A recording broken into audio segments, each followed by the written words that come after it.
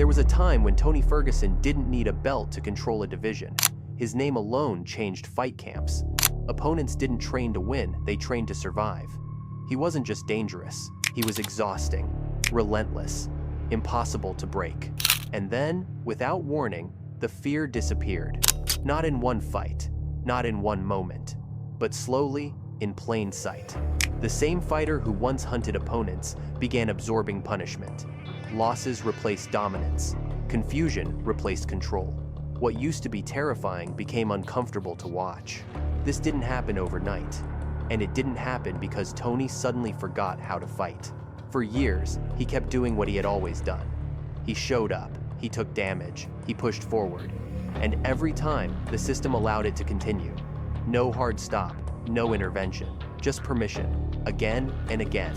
Today, Tony Ferguson is no longer remembered for the fear he created, but for the question he leaves behind. How does a fighter go from untouchable to painful to watch without anyone stepping in? At what point does toughness stop being admirable and start becoming a warning sign? This video isn't about mocking decline.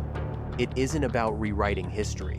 It's about understanding how one of the most feared fighters in UFC history slowly crossed a line no one wanted to acknowledge until it was too late. Because sometimes, the most disturbing stories in combat sports aren't about defeat. They're about what was allowed to keep happening. Before Tony Ferguson became a cautionary story, fear was his currency. Not manufactured fear, not hype. It was earned the hard way through pressure that never stopped and damage that never seemed to matter. Opponents didn't just lose to him, they unraveled.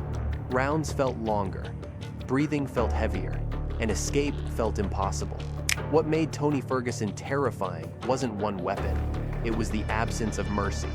He didn't wait, he didn't reset, he didn't slow down. Every exchange bled into the next until opponents were forced to fight at a pace they couldn't survive. Even when he was hit clean, he kept coming, especially when he was hit. That's where the myth began. In a division built on precision and control, Tony represented something different. Chaos that worked, damage that didn't stop him, pain that didn't change his behavior. Each fight reinforced the same belief that this was a fighter without an off switch. Someone built to endure more than anyone else, and the system rewarded that belief. Wins stacked up, performances validated the approach, media leaned into the legend, fans embraced the madness.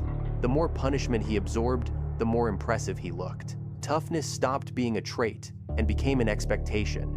If Tony Ferguson was still standing, everything must be fine. That assumption would quietly shape everything that followed. Because when a fighter becomes known for surviving damage, damage itself stops looking like a warning sign. It becomes part of the identity. Coaches expect it, matchmakers rely on it, audiences normalize it, and the fighter internalizes it most of all. Stopping no longer feels like protection, it feels like failure. Tony didn't fight to dominate, he fought to overwhelm, to drown opponents in volume, pressure, and attrition. It worked for years, and every time it worked, it reinforced the same dangerous idea, that his body could absorb anything his style demanded. Fear kept building, so did belief. And belief can be more dangerous than ignorance. Because once everyone agrees a fighter is unbreakable, no one feels responsible for asking whether he should still be tested. At first, the damage was easy to ignore.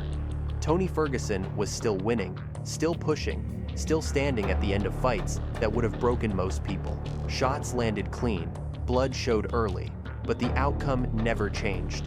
He absorbed punishment and kept moving forward, and that consistency made the violence feel normal. That's how danger becomes routine. Every fight followed a familiar pattern. Tony would take hits early, walk through them, then overwhelm his opponent as the minutes passed. Commentators praised his heart. Fans praised his toughness. The narrative hardened around one idea that he could take more than anyone else. And once that belief settled in, the damage stopped being evaluated. It was expected. This is where the line quietly shifted. Instead of asking whether the punishment was adding up, everyone focused on whether it was enough to stop him that night. As long as Tony was still pressing forward, the assumption remained the same. He was fine. Medical checks looked for immediate impairment, not cumulative consequence. Short-term clearance replaced long-term concern. Within the Ultimate Fighting Championship, that logic made sense. Fights are judged in the moment. If a fighter can defend, respond, and continue, the system moves on. No one is tasked with asking how many rounds of damage a body can carry before something changes permanently. So the warning signs never triggered alarms. They blended into the highlight reels. Tony's style didn't just tolerate damage, it depended on it. Walking forward through punishment was part of the strategy, and because it worked, there was no incentive to slow it down. Success became proof of safety. Survival became evidence of durability. But damage doesn't need to stop a fight to matter. It only needs to accumulate. And accumulation doesn't announce itself with a single moment. It builds quietly, behind wins, behind applause, behind the comfort of repetition. By the time anyone noticed something was wrong, the damage had already been normalized for years. What once would have raised concern had been reframed as resilience.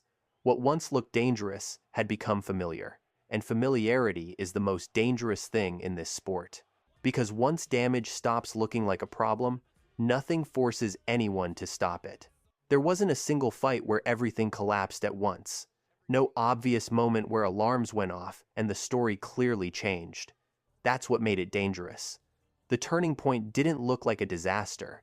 It looked like business as usual. Tony kept fighting the same way. Walking forward, absorbing shots, trusting pressure to break his opponents before the damage broke him. And on paper, nothing was wrong. He was cleared. He was competitive. He wasn't being dominated every second of every round. From the outside, it still looked like Tony Ferguson. But something subtle had shifted. The exchanges were lasting longer. Clean shots were landing more often. Recovery between rounds didn't look the same. He was still moving forward, but now it required more effort. More grit, more tolerance for punishment. The margin that once protected him was getting thinner, even if the results hadn't fully collapsed yet. This is the phase most careers don't survive. Because decline rarely announces itself as decline. It hides behind toughness, behind reputation, behind the belief that a fighter who has always pushed through pain will continue to do so. The system doesn't interrupt that belief, it reinforces it. As long as a fighter shows heart, there's no reason to stop. So, nothing changed. There was no recalibration, no step back, no moment where someone said, "This looks different."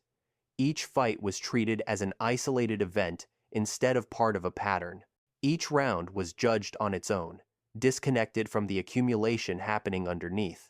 And that's where the damage crossed the line. Not because Tony suddenly became fragile, but because the cost of his style finally exceeded what the body could silently absorb. Reaction time doesn't vanish overnight. Durability doesn't disappear all at once. It erodes, slowly enough that no single moment feels urgent until urgency arrives too late. This was the point where watching him fight began to feel uncomfortable, even if people couldn't explain why. The violence hadn't increased. The rules hadn't changed. Tony hadn't changed his approach. But the balance was gone. What used to look fearless now looked expensive. And still, no one stopped it. Because nothing had officially gone wrong. There was no knockout that demanded intervention. No medical failure that forced a pause. Just a fighter doing exactly what he was known for, pushing forward while the consequences quietly grew heavier. This was the moment the story stopped being about wins and losses. It became about momentum without breaks. This was the stage where the audience reaction changed not loudly, but instinctively. The cheers softened, the excitement hesitated. People were still watching Tony Ferguson fight, but they weren't watching the same way anymore. Something about it felt wrong, even if no one could point to a single reason. He was still moving forward, still throwing volume, still refusing to back up. But now, the punishment lingered. Shots didn't just land, they stayed. His reaction slowed just enough to be noticeable. Exchanges that once felt chaotic and dangerous now felt heavy and uneven. The fights weren't spectacular. They were draining. This is where toughness becomes a liability. Tony's style had always relied on absorbing damage to create pressure. But once the body stopped bouncing back the same way, that trade-off stopped making sense. The cost outweighed the reward. What once broke opponents now chipped away at him instead. And because he never adjusted, the pattern became predictable. Predictability is deadly in combat sports. Opponents no longer feared the chaos. They waited for it. They stayed disciplined, knowing the pressure would come and knowing they could survive it. Tony was still brave, still aggressive, but bravery without sharpness turns into exposure. And exposure, repeated enough times, turns into punishment. What made this phase so difficult to watch wasn't the losses themselves. Fighters lose all the time. It was the way he lost, standing in front of danger longer than necessary, taking damage that didn't change the outcome, fighting as if endurance alone could reverse momentum. The system didn't intervene here either. From a regulatory standpoint, nothing was obviously wrong. He was responding. He was defending. He was making it to the final bell more often than not. On paper, he was still competitive. But competition isn't the same as sustainability. And no one is tasked with protecting sustainability. This is the gray zone where careers quietly slip past the point of no return. Because stopping a fight is easy when something dramatic happens. Stopping a pattern is harder. It requires judgment. It requires someone to admit that what used to work no longer does. And in a sport that celebrates toughness above all else, that admission almost never comes from the outside. So Tony kept fighting the same way. And people kept watching, but differently. Not with excitement. With tension. Because at this stage, the question wasn't whether he could still fight. It was how much more damage he would take before someone finally acknowledged what everyone could already feel. By this point, the outcome was no longer surprising. What was surprising was how normal everything still felt. Tony Ferguson kept getting fights. He kept walking to the cage. He kept being introduced the same way. The machinery around him continued to operate as if nothing fundamental had changed. That's because, structurally, nothing had. There was no single authority responsible for stopping a trajectory. Athletic commissions evaluated fighters one bout at a time. Doctors assessed immediate fitness, not cumulative decline. Matchmakers focused on competitive balance and availability. Each part of the system did its job narrowly, correctly, and without ownership of the long-term picture. So responsibility dissolved. Everyone involved could point to a checklist and say it had been satisfied. Licenses were valid. Medicals were passed. The fighter wanted to compete. In a sport built on consent, willingness became the final justification. If Tony said he was ready, the system had no incentive to disagree. And Tony always said he was ready. That's the part people misunderstand. This wasn't exploitation in the simple sense. No one dragged him into the cage. He showed up because that's who he had been trained to be, the fighter who doesn't quit, doesn't complain, doesn't slow down. The same identity that made him terrifying also made him incapable of recognizing when continuing was no longer courage, but damage. When decline finally becomes visible, it's already too late for prevention. At that stage, all the system can do is react, stop individual fights, issue suspensions, offer medical follow-ups. But those are breaks applied after the momentum has already done its work. What happened to Tony wasn't the result of one bad decision. It was the result of many reasonable decisions stacked on top of each other. Each one defensible, each one incomplete, together irreversible. This is why his later fights felt so wrong to watch, not because he didn't belong in the cage, but because the cage no longer served him. The risk had become predictable, the damage had become repetitive, and the justifications sounded hollow, even when they were technically correct. By the time people openly questioned whether he should still be fighting, the question itself was outdated. The real moment to intervene had passed years earlier, quietly, incrementally, without headlines. That's the most uncomfortable truth of all. Tony Ferguson didn't fall because someone failed spectacularly. He fell because no one failed loudly enough to force a stop. And when systems rely on loud failure to trigger protection, they almost always act too late. Tony Ferguson's story doesn't end with a punch or a final bell. It ends with a question that combat sports still refuses to answer. When does toughness stop being admirable and start becoming neglect? Tony Ferguson didn't change who he was. He did what he had always done. He showed up. He absorbed damage. He pushed forward. And because nothing illegal happened, nothing stopped it. Approval replaced judgment. Permission replaced protection. This isn't a story about mocking decline.